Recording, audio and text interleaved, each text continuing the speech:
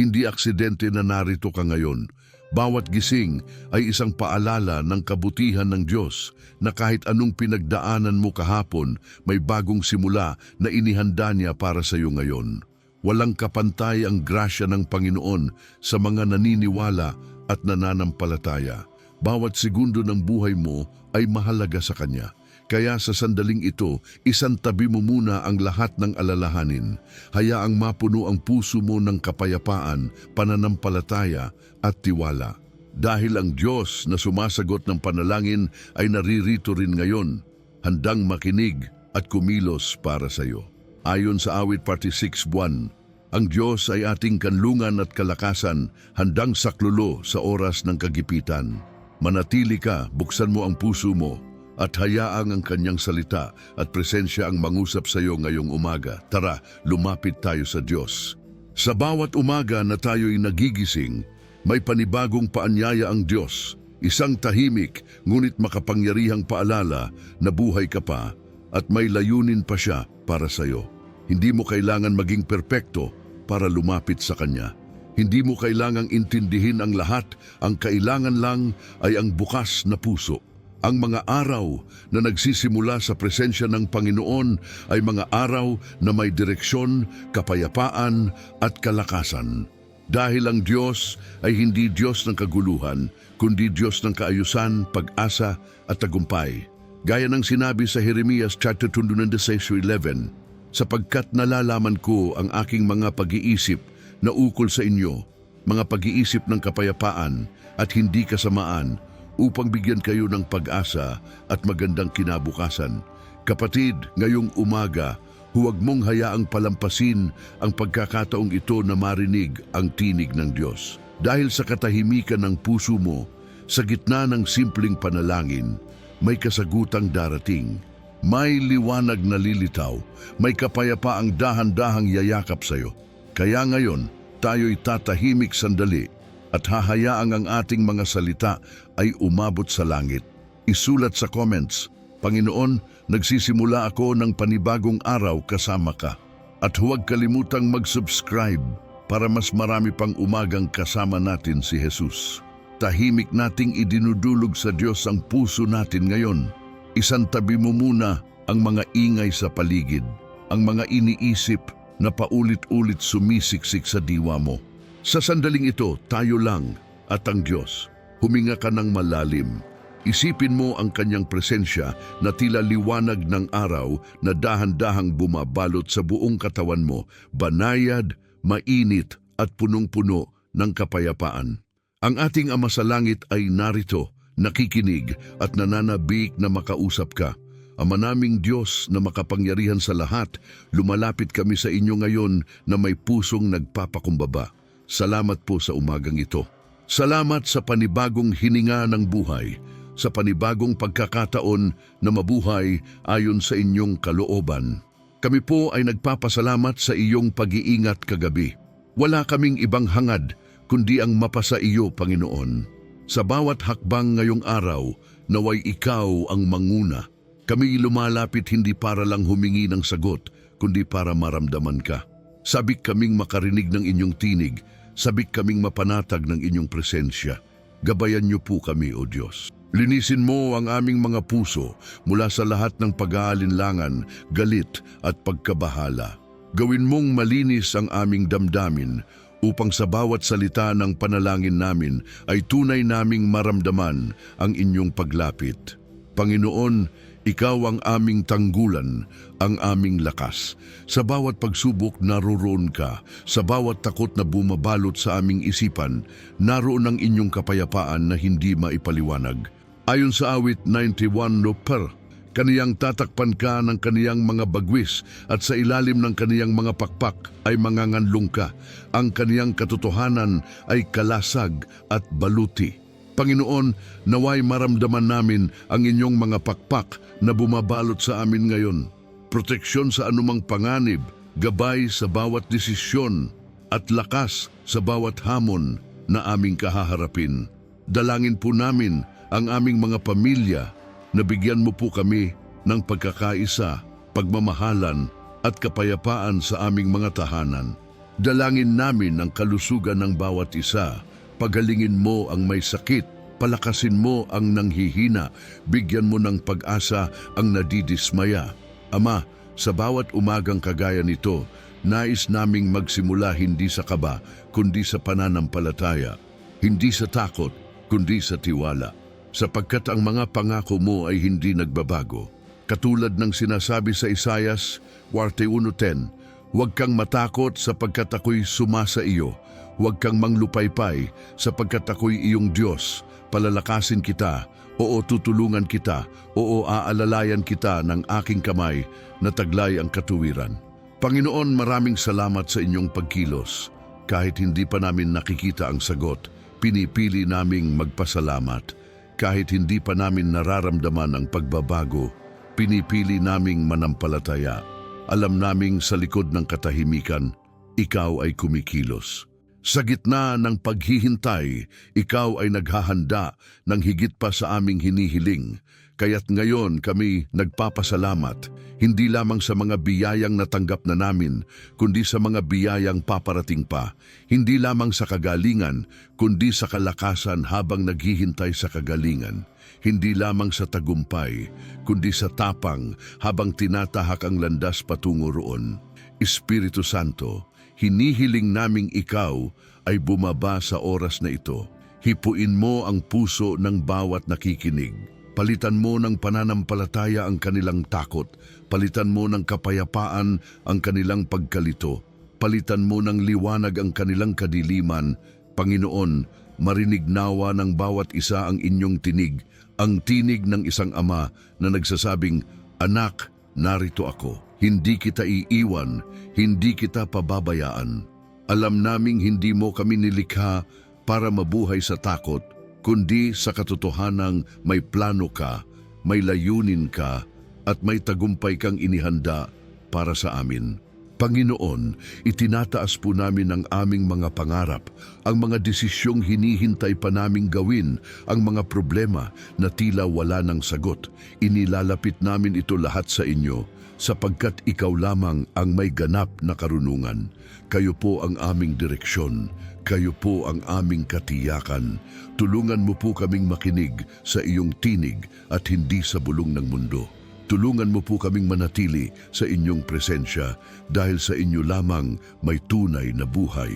Patawarin mo kami sa mga pagkakataong pinili naming lumayo. Patawarin mo kami sa mga sandaling hindi kami nagtitiwala. At salamat dahil sa kabila ng aming kahinaan, ang pagmamahal mo ay hindi nagmamaliw. Kaya't sa bawat umaga, palagi ka naming tatawagin. Hindi lamang kapag may kailangan kami, kundi dahil nais naming makasama ka, makilala ka, at maranasan ang kabuuan ng iyong pag-ibig. Sa bawat nakikinig ngayon, dalangin ko na buksan ng Diyos ang langit para sa iyo. Naway matanggap mo ang sagot sa iyong panalangin sa tamang oras. Naway mapuno ka ng bagong lakas, bagong sigla at bagong pananampalataya. Huwag mong hayaan na matapos ang araw na ito nang hindi ka muna nagpapasalamat. Sa lahat ng bagay, malaki man o maliit, ang Diyos ay tapat. At sa pagwawakas ng ating panalangin, nais kong ipaalala sa iyo. Kapag inilapit mo sa Diyos ang iyong umaga, inilalapit mo rin sa Kanya ang buong araw mo. Kaya't huwag kang matakot sa harapin mo. Sa trabaho, sa pamilya, sa buhay, kasama mo siya. At kung kasama mo ang Diyos, walang imposible. Ngayon, hayaan mong manahimik ka saglit. Pumikit ka, damhin mo ang pagyakap ng Diyos sa iyo. Hindi mo kailangan magsalita. Sapat na ang puso mong handang makinig, sapagkat sa katahimikan, madalas siya pinakamatunog mangusap. Kung naramdaman mong kumilos ang Diyos sa panalangin ito, magsulat ka sa comments ng Salamat sa Diyos sa bagong simula. Maaari mo ring banggitin ang pangalan ng taong gusto mong ipagdasal. Ang mga salita mo ay maaaring maging panalangin din para sa iba. At huwag mong kalimutang mag-subscribe para araw-araw mong marinig ang salita ng Diyos sa simula ng iyong araw. Habang ang puso mo ay nananatiling tahimik sa presensya ng Diyos, hayaan mong dalhin kita sa isang kwento ng pananampalataya. isang kwento na patuloy na nagbibigay liwanag sa ating mga buhay hanggang ngayon. Isang kwento ng isang taong tila walang kakayahan sa mata ng mundo, pero sa mata ng Diyos, napaka-espesyal. Ang kwento ni David, bago siya maging hari, bago siya humawak ng korona at makilala bilang isang pinuno, isa lamang siyang pastol. Isang binatang ang trabaho ay magbantay ng mga tupa sa gitna ng katahimikan ng bukid. Pero doon sa kanyang pagiging ordinaryo, naroon ang kanyang paglapit sa Diyos. Doon niya natutunan ang pakikinig sa tinig ng Panginoon. Hindi sa gitna ng palakpakan, kundi sa gitna ng pag-iisa, ng pananahimik, ng pagninilay. Hindi alam ng marami, pero bago pa man harapin ni David si Goliath, ilang beses na siyang humarap sa panganib. Inatake ng leon ang kanyang mga tupa, sinugod siya ng oso, pero sa bawat pagkakataon, hindi siya umatras sapagkat alam niyang hindi siya nag-iisa. Alam niyang ang Diyos na kanyang kinakausap tuwing umaga, ang Diyos na kanyang sinasamba sa gitna ng bukirin, ay ang Diyos ding nagbibigay sa kanya ng lakas upang lumaban at magtagumpay. Ganito ang sinasabi sa 1 Samuel 17:37. Sinabi ni David, "Iniligtas ako ng Panginoon sa mga pakikipagbaka ko sa leon at oso, at ililigtas din niya ako sa kamay ng Filisteyong ito." Isipin mo ito, isang binata, walang armor, walang espada at walang sundalong kasama, pero lumaban sa isang higanteng kinatatakutan ng buong hukbo ng Israel. Bakit? Dahil ang kanyang kumpiyansa ay hindi nakasalalay sa kung anong hawak niya, kundi kung sino ang kasama niya. Hindi niya kailangang makita ang solusyon, sapat nang alam niya na naroon ang Diyos. Ganyan din ang paalala sa atin ngayon. Hindi mo kailangang hawakan ang sagot, hawakan mo ang pangako ng Diyos. Hindi mo kailangang malinawan agad ang buong plano, basta't alam mong kasama mo siya sa bawat hakbang. Minsan, tayo rin ay parang si David, walang pansin, hindi pinipili ng tao, pero pinipili ng Diyos. Ang mga sandaling tila ikaw ay nasa likod ng bukid lang ng buhay mo. Walang nakakapansin, walang nakakarinig. Iyan mismo ang mga oras na ginagamit ng Diyos upang ihanda ka sa tagumpay na darating. Kung na ngayon nararamdaman mong parang tahimik ang Diyos, tandaan mo, sa katahimikan, siya nagtatayo ng mga pinuno. Sa katahimikan siya nagpapalalim ng ugat ng pananampalataya. Baka hindi ka pinapabayaan, baka inihahanda ka lang. At nang dumating na ang oras na kailangan ng lumaban ni David, hindi siya nagdalawang isip. Hindi niya sinabing, "Paano kung matalo ako?" Ang sabi niya, "Ang laban na ito ay hindi sa akin, kundi sa Panginoon."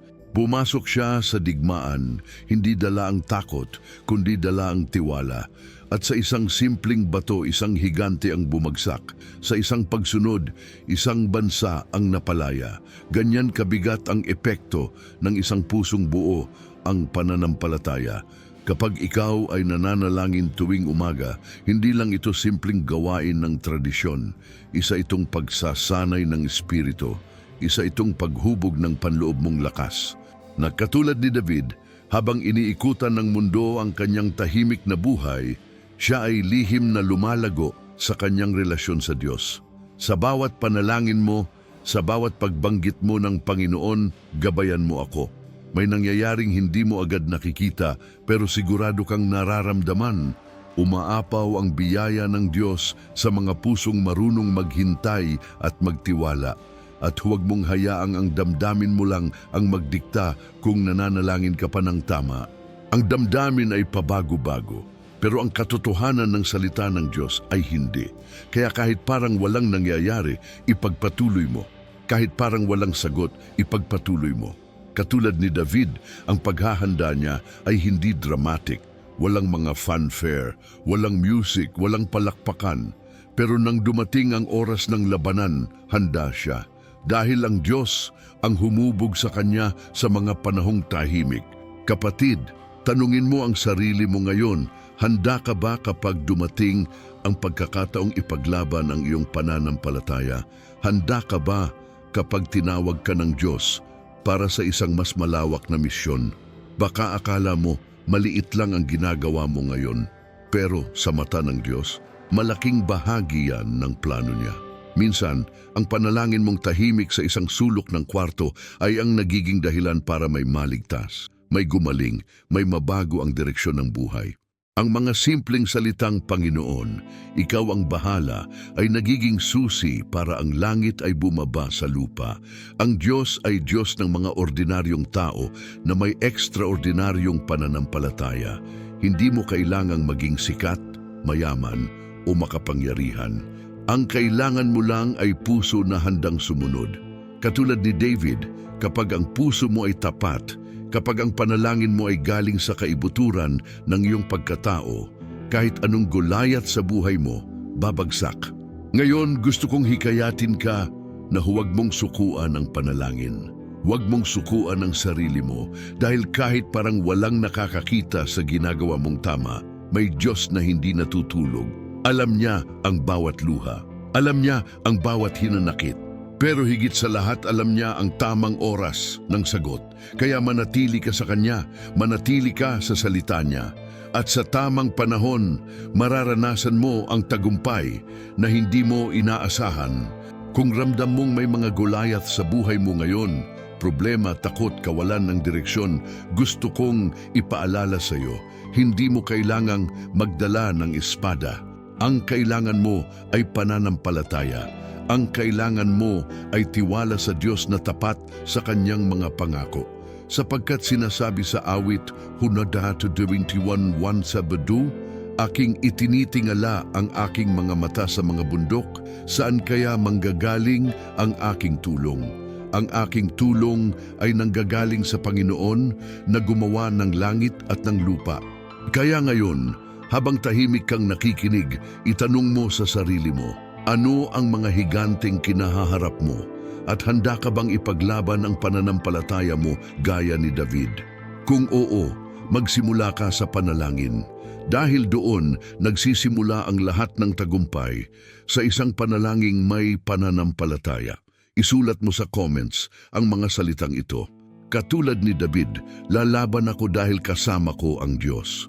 O kung nais mong ipagdasal ang isang partikular na Goliath sa buhay mo, sabihin mo ito sa comments. Maraming kapatid sa pananampalataya ang babasa at mananalangin din para sa iyo. At huwag mong kalimutan, araw-araw natin itong ginagawa. Kaya mag-subscribe ka ngayon at sama-sama tayong lalakad sa direksyon ng Diyos umagang-umaga pa lang. Kapag ang puso mo ay nagsimulang lumaban katulad ni David, hindi ibig sabihin nito na agad mong mararanasan ang tagumpay. Minsan, ang pagsunod sa direksyon ng Diyos ay parang paglalakad sa gitna ng disyerto, tuyo, mahirap at tila walang malinaw na dulo. Pero sa ganitong mga panahon nasusubok ang tibay ng pananampalataya. Sa ganitong mga oras, tinuturo ng Diyos kung paano magtiwala hindi sa ating nakikita, kundi sa Kanyang pangako. May mga umagang gigising ka na parang walang nagbago.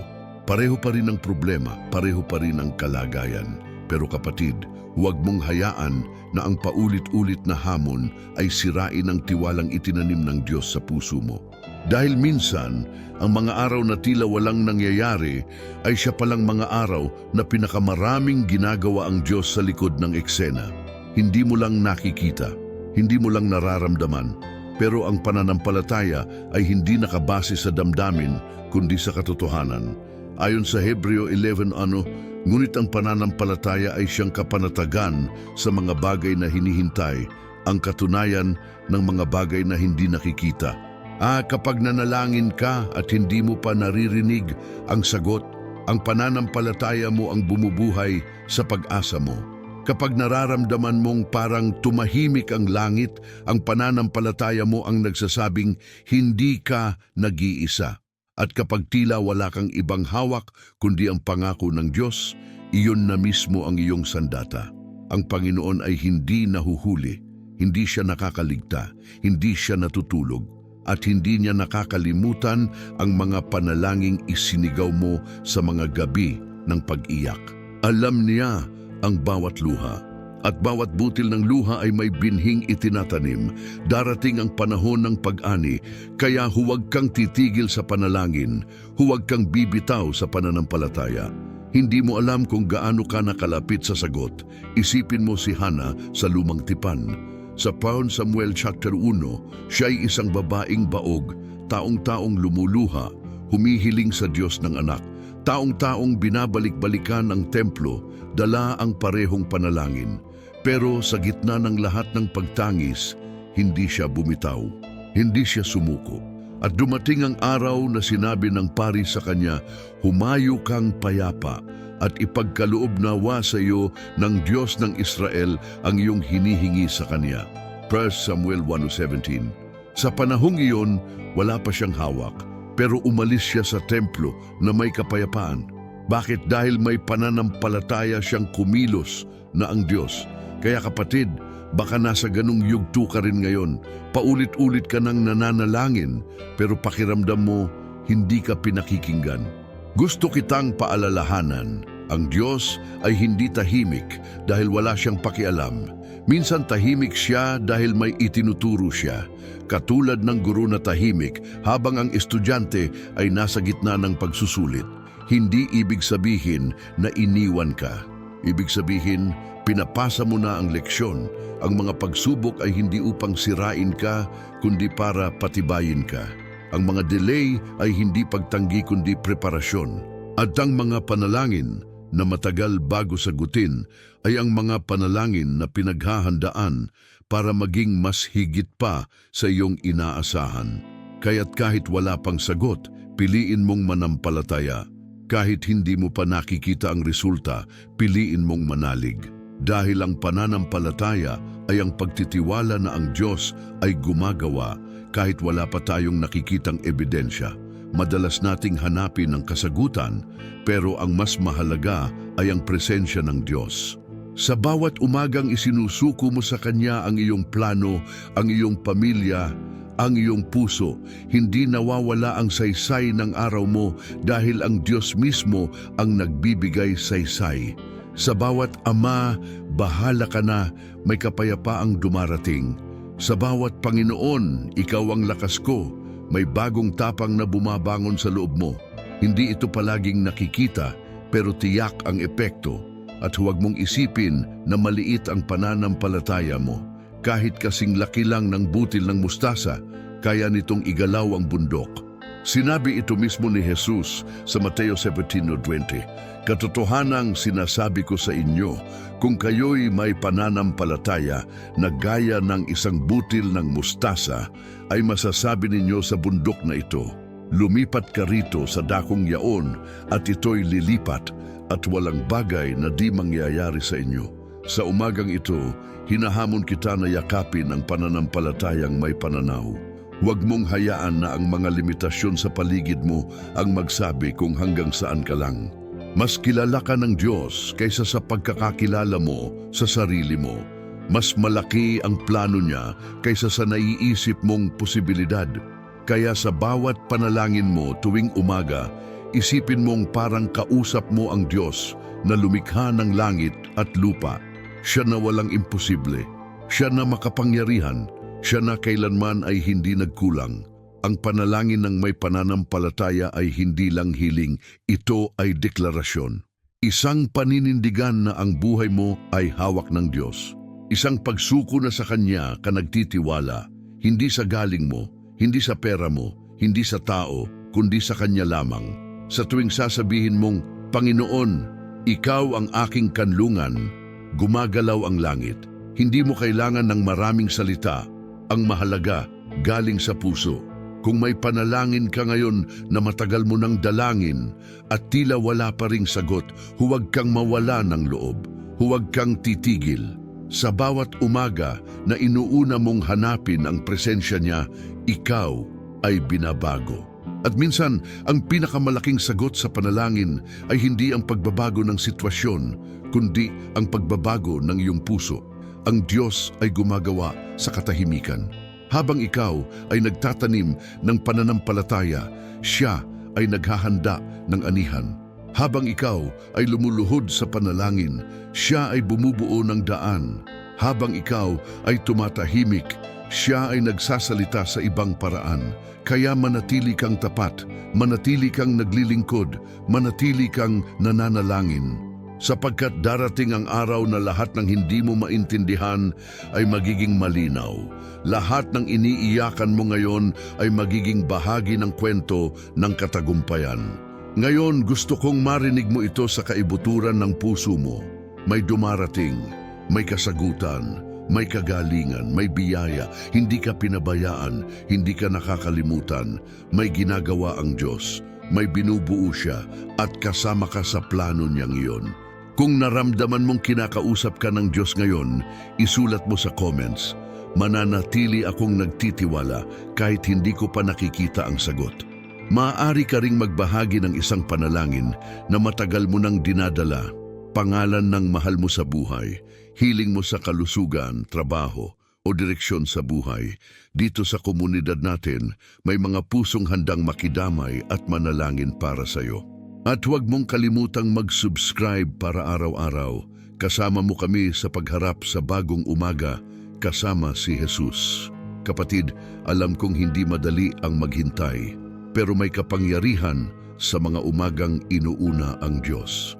Sa bawat araw na sinisimulan mo sa panalangin, may binabasag kang pader sa espiritual. Maaring hindi mo agad nakikita, pero sa kalangitan may kilos. Sa puso mo may paghahanda. Sa kaluluwa mo may lakas na hindi mo kayang ipaliwanag. Sapagkat tuwing lumalapit ka sa Diyos nang may pagpapakumbaba, binubuksan niya ang langit at ibinubuhos ang kanyang biyaya. Kapag pinipili mong sumunod kahit mahirap, pinipili mong ipagpatuloy ang panalangin kahit wala pang sagot, pinipili mong magpasalamat kahit hindi mo pa nakikita ang bunga, iyan ang pananampalatayang nagpapalapit sa puso ng Diyos. Ayon sa 1 Thessalonica 5:16-18, mangagalak kayong lagi, manalangin kayong walang patid, magpasalamat kayo sa lahat ng mga bagay, sapagkat ito ang kalooban ng Diyos kay Kristo Jesus tungkol sa inyo. Hindi lamang sa tuwing may sagot tayo, nagdiriwang, kundi habang naghihintay, natututo tayong magpasalamat.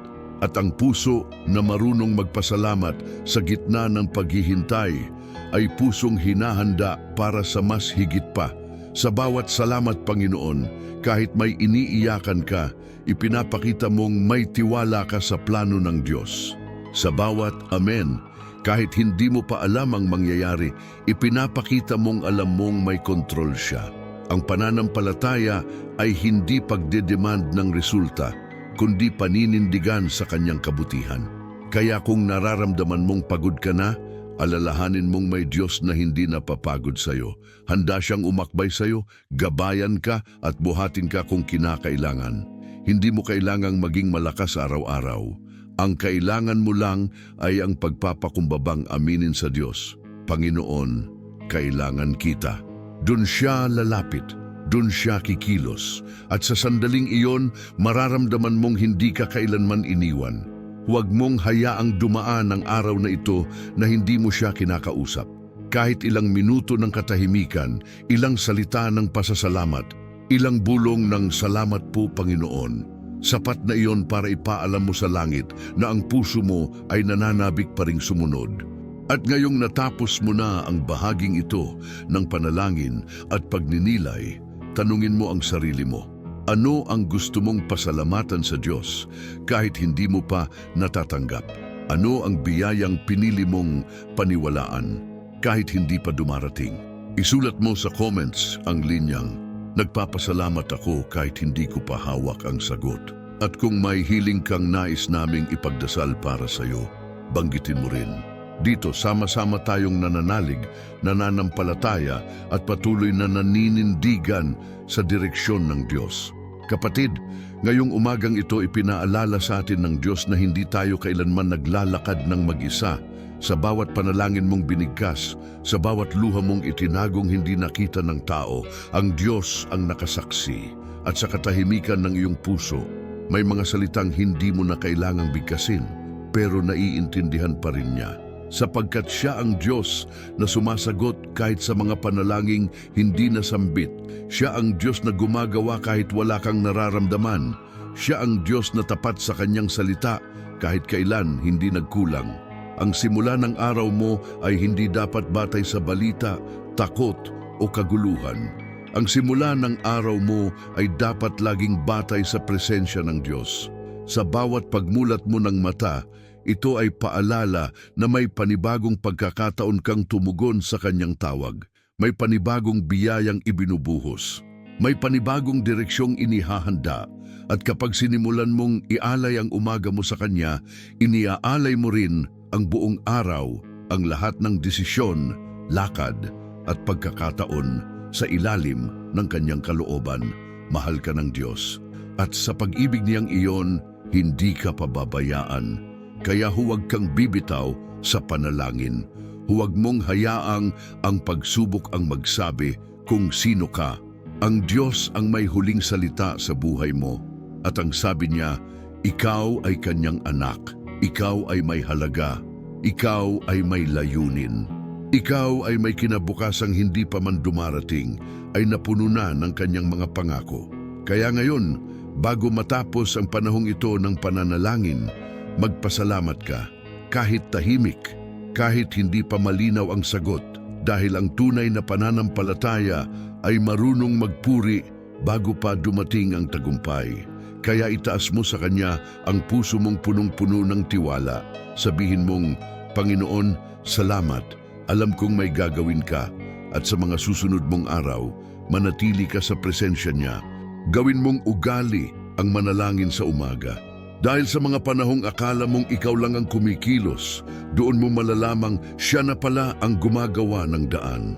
Kung naramdaman mong tinouch ka ni Lord ngayong umaga, isulat mo sa comments, Panginoon, sa iyo ko iniaalay ang araw na ito. Ibahagi mo rin kung anong bahagi ng panalangin ang tumama sa puso mo. Huwag mong kalimutang i-like ang video na ito kung gusto mong mas marami pang makarinig ng salita ng Diyos. At isubscribe mo ang channel para hindi mo mamiss ang mga panalangin at mensahe araw-araw. At ngayon, habang nananahimik ka, pumikit ka lang sandali. Hayaan mong ang Espiritu ng Diyos ang yumakap sa iyo. Damhin mo ang kapayapaang hindi kayang ibigay ng mundo. Huminga ka ng malalim at bitawan ang lahat ng iniisip mong hindi mo kayang dalhin. Sapagkat ang Diyos, siya na ang may hawak ng lahat. Tumingin ka ngayon sa screen, may video na lumalabas. I-click mo ito para ipagpatuloy ang iyong umaga sa presensya ng Panginoon. May bago siyang gustong iparinig sa iyo.